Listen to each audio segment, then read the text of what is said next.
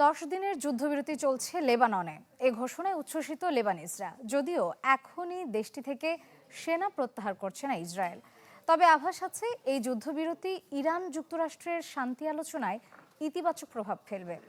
এদিকে হরমুজ প্রণালী ফের চালু করার উদ্যোগ নিয়ে আলোচনা করতে আজ প্যারিসে বৈঠকে বসছে 40 দেশ। প্রাণ গেছে 2000-এর বেশি, বাস্তুচ্যুত হয়েছেন অন্তত 12 লাখ। এমন অবস্থায় যুদ্ধবিরতির ঘোষণায় উচ্ছ্বাসের বান ডেকেছে হাজারো লেবানিজের মাঝে। লেবাননে স্থানীয় সময় শুক্রবার ভোরে 10 দিনের একটি যুদ্ধবিরতি কার্যকর হয়। ফলে সাময়িক বিরতি এলো ইসরায়েল ও হেজবুল্লার মধ্যে চলমান সংঘর্ষের। এ ঘোষণা আসার পর রাজধানী বৈরুতে মধ্যরাতের পরপরই বাসিন্দারা আকাশে গুলি ছুড়ে যুদ্ধবিরতি উদযাপন করেন। একই সময়ে বাস্তুচ্যুত পরিবারগুলো দক্ষিণ লেবানন ও বৈরুতের দক্ষিণ উপশহরে ফিরতে শুরু করেন। যদিও সরকারের পক্ষ থেকে সতর্ক করা হচ্ছে, পরিস্থিতি পুরোপুরি স্থিতিশীল না হওয়া পর্যন্ত বাড়ি না ফিরতে। ইসরায়েলি হামলায় সাময়িক সময়ের জন্য পালাতে বাধ্য হয়েছি, তবে জন্মভূমি ছেড়ে যায়নি। আমাদের বীর যোদ্ধাদের ভরসায় ছিলাম। ইরানের অন্যতম দাবি ছিল ইসরায়েল হিজবুল্লাহ যুদ্ধের সমাপ্তি।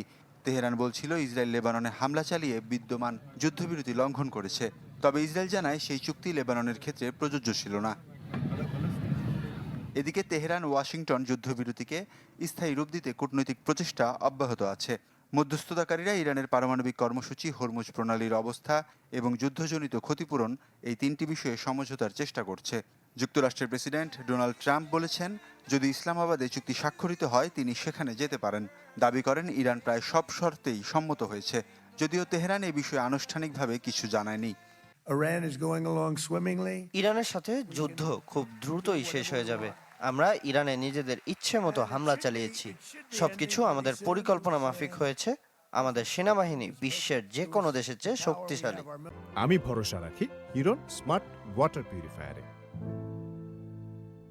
যে কারণে এখনো হরমুজ প্রণালী নিয়ন্ত্রণে নিতে পারেনি তেহরান। সম্ভাব্য চুক্তির আশায় বিশ্ববাজারে তেলের দাম কমলেও ইন্টারন্যাশনাল এনার্জি এজেন্সি আইইএ সতর্ক করেছে, হরমুজ প্রণালী দ্রুত খুলে না দিলে জ্বালানি সংকট আরও বাড়তে পারে।